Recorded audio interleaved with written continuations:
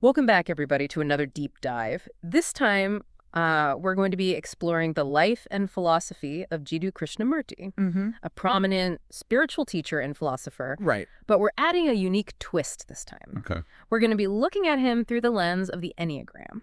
Interesting. So for listeners who might not be familiar with the Enneagram, Yeah. you can kind of think of it like a personality map, Okay. revealing these deep-seated motivations and fears that kind of drive us. Right.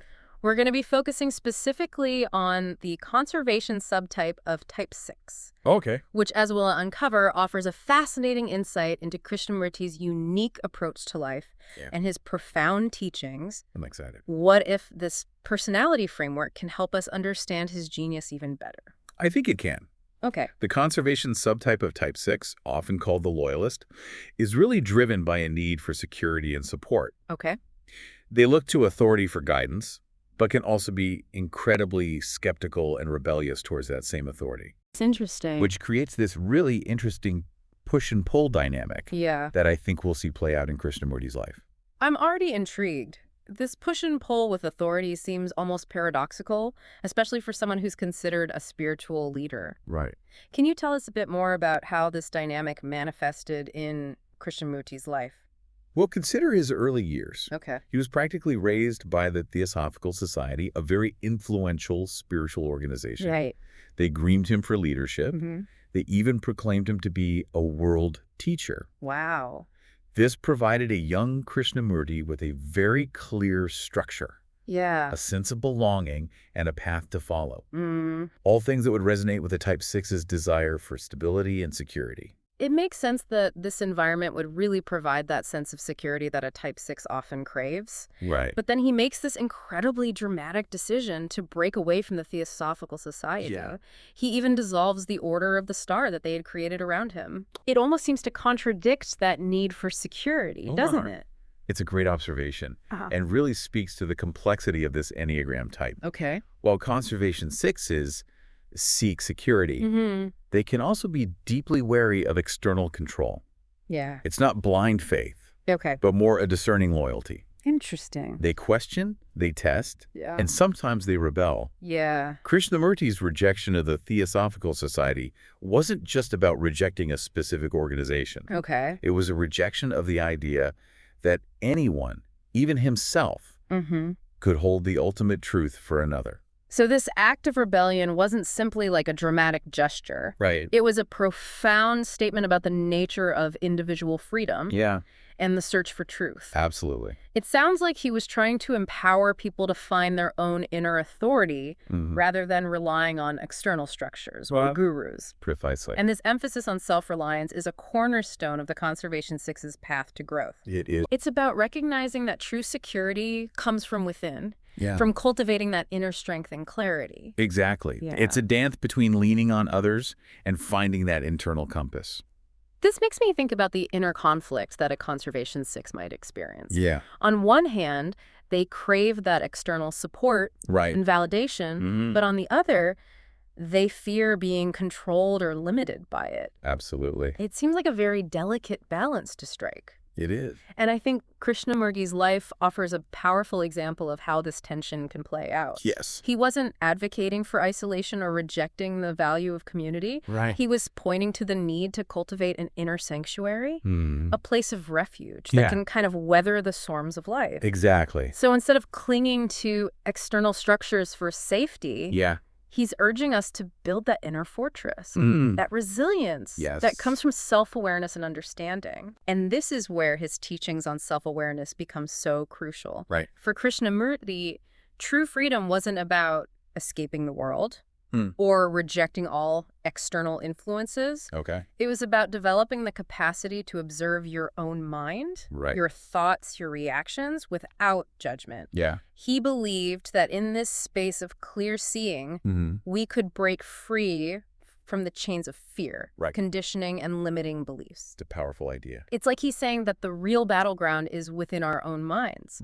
By understanding ourselves better, Yeah. we can navigate the world with more clarity, more confidence, Right. and ultimately more freedom.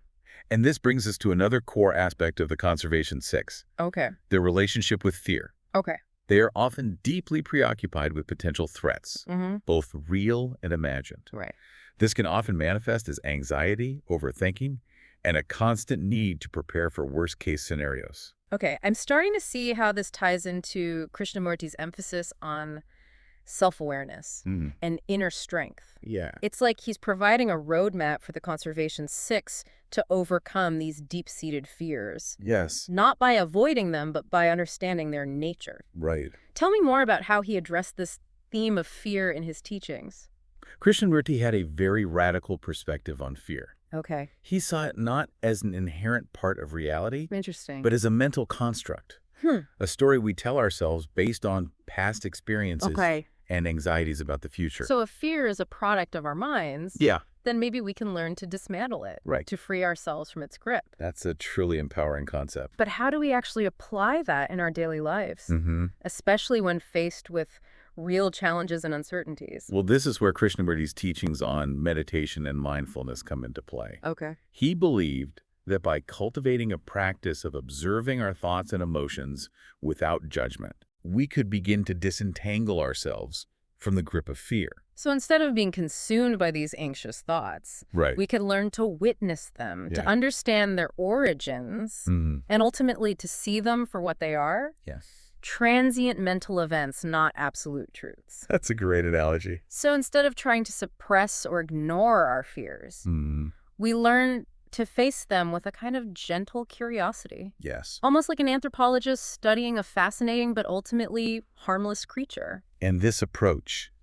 this ability to observe our inner world without judgment, is essential for the Conservation Six's journey of growth. Yeah. It allows them to confront their fears without being overwhelmed by them. Right. To understand their patterns of reactivity, and to cultivate a sense of inner stability that isn't dependent on external circumstances. This is starting to paint a very clear picture of how Krishnamurti's teachings, viewed through the lens of the Enneagram, can offer a really unique and incredibly powerful path towards self-discovery and liberation. Absolutely. Especially for a Conservation Six. It is. But I'm guessing there's even more to unpack here. Absolutely. Okay. Krishnamurti's insights on relationships, communication, and even the nature of thought itself offer a wealth of wisdom that can be deepened and enriched by understanding the motivations and challenges of the Conservation Six. I'm ready to dive deeper. Let's continue exploring Krishnamurti's teachings with the Enneagram as our guide. I'm ready. In the next part of our deep dive. Okay. Stay tuned, because it's about to get really interesting.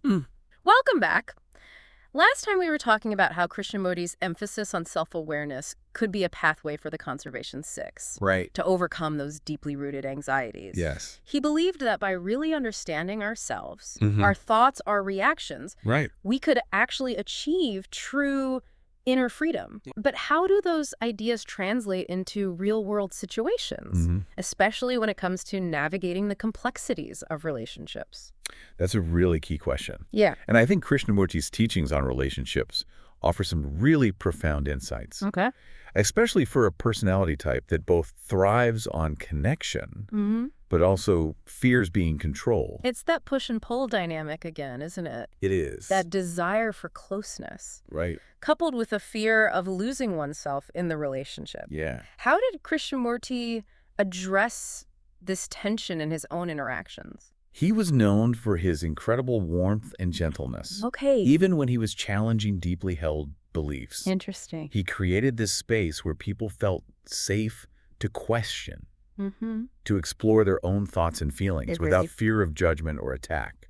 That's fascinating. Rather than trying to impose his views or engage in really heated debates, he fostered an environment of openness and respect, which allowed for a deeper, more authentic exchange of ideas. It's not about converting others to your way of thinking. Right. It's more about creating a space for mutual understanding and exploration. This approach aligns really beautifully with the Conservation Six's desire for harmony and non-confrontation. They are by nature peacemakers and bridge builders. Absolutely. So it's less about being Right. And more about fostering a sense of shared humanity. Right. A recognition that we're all on this journey of self-discovery together. Precisely. And this brings us to another really important aspect of Krishnamurti's teachings on relationships. Okay. The art of communication. He believed that true communication required a very deep level of listening. Yes. Not just to the words being spoken, Right. but also to the underlying emotions and intentions. Absolutely. It sounds like he's advocating for a level of empathy and awareness that goes beyond those surface level interactions. It does. It's about truly seeing and understanding the other person, even when there are disagreements or conflicts. Exactly. And this is where his insights become incredibly valuable for the Conservation Six, who can sometimes struggle with asserting their own needs and boundaries in relationships. By cultivating this deep level of listening and understanding, they can navigate conflicts with more grace and compassion, finding ways to honor both their own needs and the needs of others. Absolutely. So it's not about avoiding conflict altogether, but about approaching it with a more mindful and compassionate lens, seeking to really understand the root of the issue, rather than getting caught in a battle of egos. Precisely. Remember, Krishnamurti believed that much of our conflict arises from our own projections, our fears and insecurities.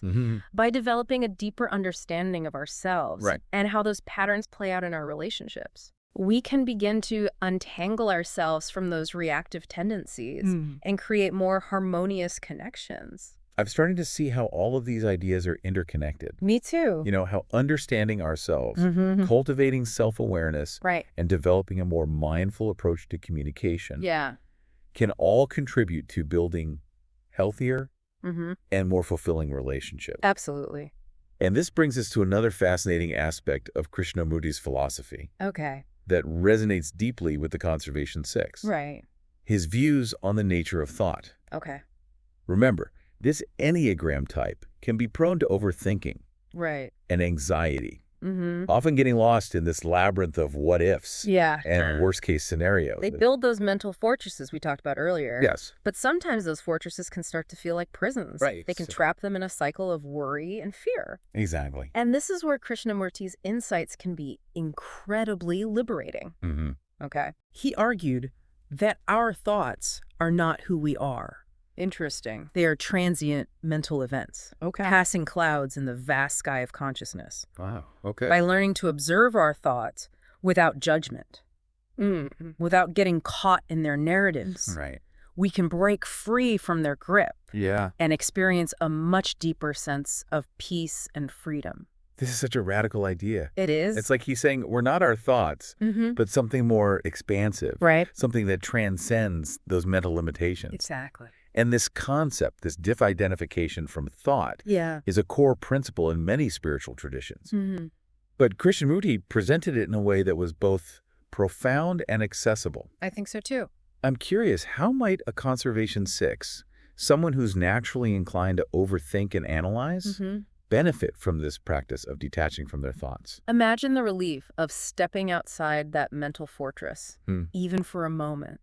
And experiencing the vastness of the present moment. Wow. For a Conservation Six, who often feels burdened by the weight of responsibility and worry, this can be an incredibly liberating experience. So instead of being consumed by those anxieties, they could begin to observe them with a sense of detachment, recognizing that thoughts are not facts, but simply mental events that come and go. Exactly. And this shift in perspective, this ability to create some space between themselves and their thoughts, can have a profound impact on their overall sense of well-being. It sounds like Krishnamurti is offering a really powerful antidote to the anxiety and fear that often plague the Conservation Six. He is. And this brings us to another crucial aspect of his teachings.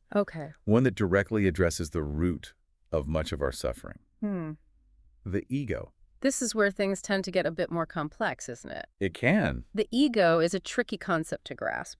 It is. But Krishnamurti's insights offer a unique perspective. That can be particularly illuminating for the Conservation Six. He believed that our sense of self, that separate ego that we so tightly cling to, is actually a construct, a collection of thoughts, beliefs, and memories that we've kind of woven together to create a sense of identity. So it's not our true essence, Right. but more like a mental image that we've created and continue to reinforce through our thoughts and actions. Exactly. And this identification with the ego, this belief that we are our thoughts and our stories is the source of much of our suffering. It is. It creates a sense of separation, insecurity, and a constant need for validation. I can see how this would resonate with the Conservation Six. Yeah. Who often seek security and validation from external sources. If their entire identity is wrapped up in this fragile ego, it's no wonder they feel a constant need to protect and defend it. And this is why Krishnamurti's teachings on the ego are so relevant. He's essentially saying, let go of this story. Let go of the need to defend this fragile sense of self. Yeah. True freedom lies in recognizing the impermanence of all things, including the ego itself. That's a radical proposition. Yeah. But also incredibly liberating. It is. If we can learn to detach from the ego, to see it as a temporary construct rather than the core of our being, then maybe we can experience a deeper sense of peace and interconnectedness. Exactly. And this is where Krishnamurti's teachings align with the ultimate aim of the Enneagram. Okay. To move beyond our fixations, our limiting beliefs, and embrace our true nature, which is vast, interconnected, and free. I'm starting to see how Krishnamurti's ideas can offer such a powerful roadmap for the Conservation Six. And really for anyone seeking to understand themselves better and to live a more fulfilling and meaningful life. Absolutely. But I'm sure there's even more to uncover here. Absolutely. Krishnamurti's philosophy is a really rich tapestry of insights that can be explored and applied in countless ways. Yeah. And as we continue our deep dive, we'll delve into some of his more esoteric teachings on consciousness, the nature of reality, and the ultimate potential of human awareness. It sounds like we're about to enter uncharted territory. It is. I'm eager to see where it leads. Me too. Let's take a moment to gather our thoughts. Okay. And then we'll embark on the final leg of our exploration into the profound and illuminating world of Jiddu Krishnamurti. Stay with us. Welcome back to our deep dive into the world of Jiddu Krishnamurti, this time viewed through the lens of the Enneagram. It's been quite a journey so far. It has. We've explored how Krishnamurti's teachings on self-awareness, relationships, and the nature of thought can offer a powerful path to growth. Yeah. Particularly for those who identify with the Conservation Six personality type. And now we're about to venture into even deeper territory, exploring Krishnamurti's views on consciousness and the nature of reality. These can be some pretty mind-bending concepts. They can. I have to admit, I'm both excited and a little intimidated. I understand Krishnamurti's ideas really challenge our conventional ways of thinking. He invites us to question everything we thought we knew about ourselves and the world around us. But I think you'll find, as we kind of unpack these concepts, that they offer a profound sense of liberation and possibility. Okay, that's reassuring. I'm ready to have my mind bent. Where do we even begin? Well, let's start with Krishnamurti's concept of the observer and the observed. He argued that we often experience reality through this fragmented lens, separating ourselves from the world around us. We become the observer, standing apart from the observed, creating this sense of duality and separation. I can see how this ties back to the ego. That sense of being a separate self, distinct from everything else. And this sense of separation, according to Krishnamurti, is the root of much of our suffering. It creates this feeling of isolation, insecurity, and a constant striving for something that we feel we lack. So how do we bridge that gap, that sense of separation between the observer and the observed? Krishnamurti believed that true freedom comes from recognizing that this separation is an illusion.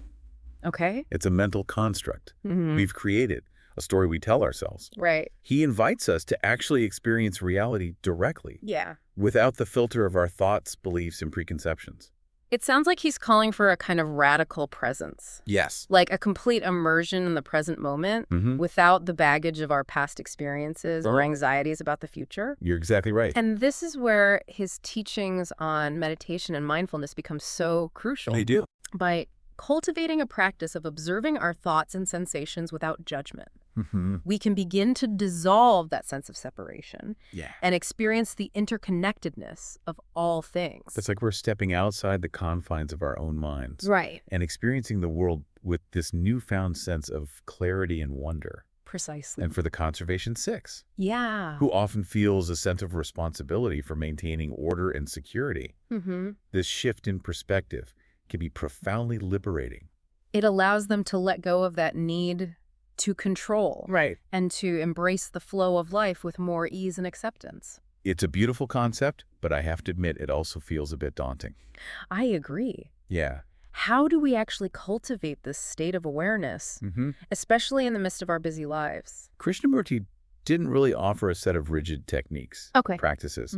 He believed that true transformation comes from a deep understanding of ourselves, our patterns of thinking, and our reactive tendencies. He encouraged people to explore their own inner world with a sense of curiosity and openness, to become aware of the ways in which fear, desire, and conditioning shape their perceptions and actions. So it's less about following a prescribed path and more about embarking on this very personal journey of self-discovery, guided by this genuine desire to understand the nature of our own minds. Exactly. And this journey for the Conservation 6 might involve becoming aware of their tendency to seek security in external structures and beliefs. It might involve questioning those deep-seated fears that keep them feeling trapped or limited. It might involve learning to trust their own inner knowing.